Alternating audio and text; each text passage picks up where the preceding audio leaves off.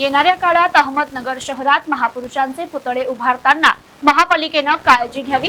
याबाबत मालवणमधील पुतळ्याची पुनरावृत्ती या ठिकाणी होऊ नये याची देखील दक्षता घ्यावी अशी मागणी मनपा आयुक्त यांच्याकडे नितीन भुतारे यांनी निवेदनातून केली आहे। त्या मालवणमधील घटनेनंतर जो काही राज्य सरकारचा भ्रष्टाचारी कारभार समोर आला, महाराजांचा पुतळा कोसळल्यानंतर शिवप्रेमींच्या भावना दुखावल्या गेल्या, परंतु हे अशा प्रकारे महापुरुषांचे पुतळे बसवत असताना योग्य काळजी घेणं गरजेचं आहे।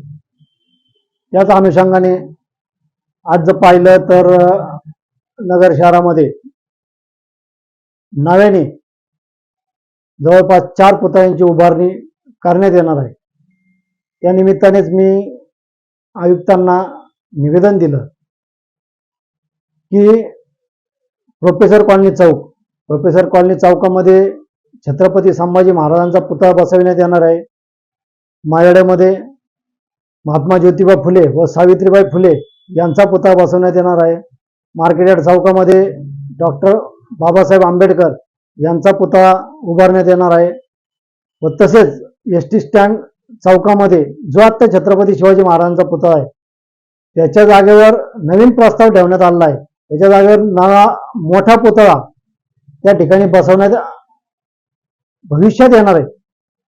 परंतु हे सर्व पुतळे बसवत असताना ज्या प्रकारे तुम्ही निविदा प्रक्रिया राबवता, टेंडर प्रक्रिया राबवता, त्याच्यामध्ये तो पुतळा बसवण्याचा अनुभव त्या ठेकेदाराला आहे का?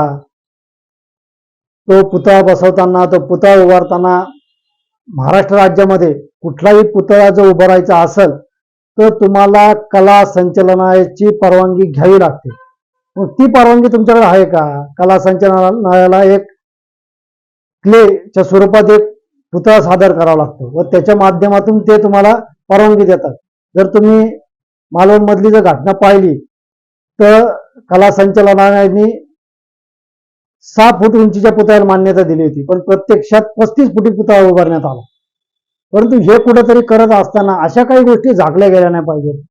भविष्यात महापुरुषांची विटंबना होणार नाही याची काळजी घेतली पाहिजे। त्या अनुषंगानेच मी आयुक्तांना निवेदनाद्वारे सांगितलं की तुम्ही कुठेतरी या महापुरुषांचे पुतळे बसवत आहात, ते बसवा, ते बसवले पाहिजेत, परंतु याची कुठेतरी काळजी घेणं गरजेचं आहे।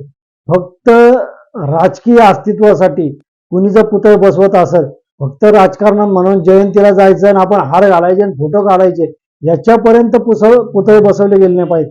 पुतळ्यांच्या माध्यमातून, महापुरुषांच्या माध्यमातून लोकांना त्यांच्या विचारानुसार हा त्यांचा मेसेज जनतेपर्यंत जाणं गरजेचं आहे। त्यामुळेच मी आयुक्तांना निवेदन दिलं की योग्य ती खबरदारी घेतल्यानंतर हे पुतळे तुम्ही बसवा, त्याचं स्ट्रक्चर ऑडिट करा, त्याला व्यवस्थितरित्या ठेकेदार नेमा, अनुभवी ठेकेदाराला काम द्या। या अशा काही राजकोट सारख्या घटना घडणार नाही याची आपण काळजी घ्या।